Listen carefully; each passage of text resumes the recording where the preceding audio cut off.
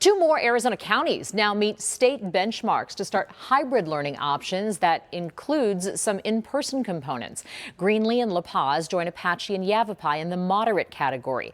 But tonight, we're learning if there are outbreaks inside Arizona schools. Health officials will not need to disclose clusters of cases to the public, even though that's information parents and teachers feel they'd want to help keep their families safe. ABC 15's Nicole Gregg in Phoenix with why this information will stay close to the vest.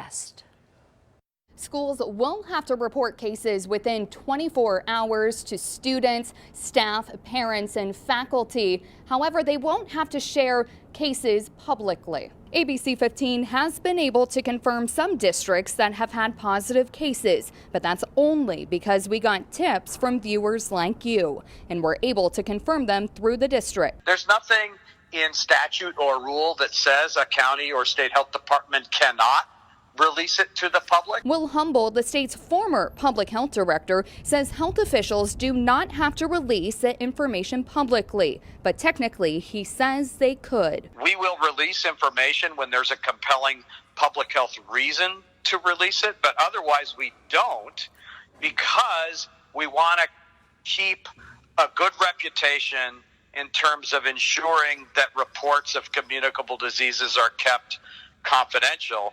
And that preserves the reporting pipeline that public health relies on. Officials with the governor's office don't plan to either, citing confidentiality and state law. Now, Dr. Kara Chris pointed out at last week's COVID-19 briefing that schools do need to share specific plans aimed at keeping students safe. The safety is going to depend on the mitigation steps that those schools are employing. They're supposed to post what they're going to do to keep the students safe on their website. K through 12 schools, daycares, and shelters are required to report outbreaks to the local health departments too. But we're learning that universities like ASU do not have to report outbreaks to Maricopa County or the state. However, they do report positive case numbers, and those are reflected in case numbers and by zip code.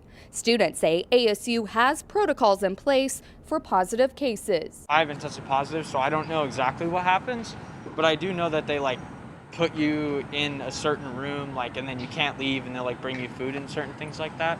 If there is an outbreak in K through 12 schools, the decision to close a classroom or a school would be made closely with the help of local health departments. In Phoenix, Nicole Gregg, ABC 15, Arizona.